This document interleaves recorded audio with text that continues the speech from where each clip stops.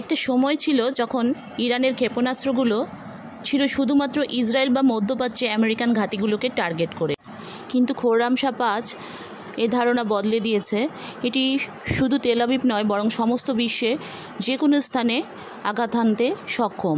ইরানের প্রেস টিভির বরাতে কিছু অজানা মাধ্যম থেকে এ দাবি এসেছে যে ইরান গোপনে এমন এক ব্যালিস্টিক ক্ষেপণাস্ত্র বানিয়েছে যার রেঞ্জ পৌঁছে গেছে সরাসরি 12,000 কিলোমিটার পর্যন্ত, এবং এটি একটি আন্তর্দেশীয় ব্যালিস্টিক ক্ষেপণাস্ত্র।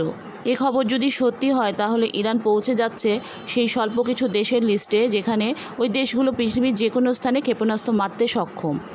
এটি ঘন্টায় 20,000 কিলোমিটার বেগে ছুটতেও সক্ষম। ইউএসের ডিফেন্স শিল্ড, যার মধ্যে আছে থার্ড প্যাট্রিয়ট ও সেন্ট্রাল কমান্ডের লেয়ার ডিফেন্স সিস্টেম, এই ক্ষেপণাস্ত্রকে ঠেকাতে হিমশিম খাবে, কারণ এত দ্রুত গতিতে ছুটে আসা ওভারহেডকে ঠেকানো মানে অনেকটা প্রাকৃতিক দুর্যোগকে ঠেকানোর মতোই।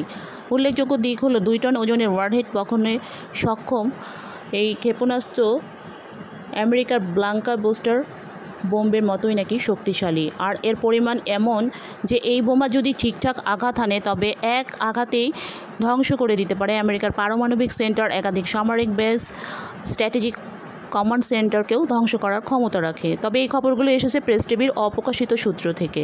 জলপথ, আকাশপথ কিংবা ভূমির গহীনে নীরব প্রস্তুতি সম্পন্ন করেছে ইরান, যা এখন আর কল্পনা নয় বরং বাস্তব। ইরানের 3টি দিকের কথা বলতেই হয়, যেমন আকাশ প্রতিরক্ষা ব্যবস্থা।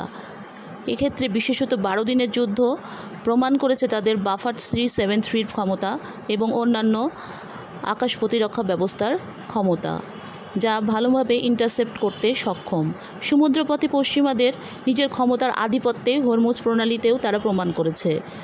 আইআরজিসি মুখপাত্র ব্রিগেডিয়ার জেনারেল আলী মোহাম্মদ নাইমি হুঁশিয়ারি দিয়েছেন। তিনি বলেছেন, ইরানের উপর হামলা যদি পুনরায় হয় তাহলে এর জবাব উত্তমভাবে দেওয়া হবে, এবং যা হবে সেই রকম, যা আগের চেয়েও ভয়াবহ।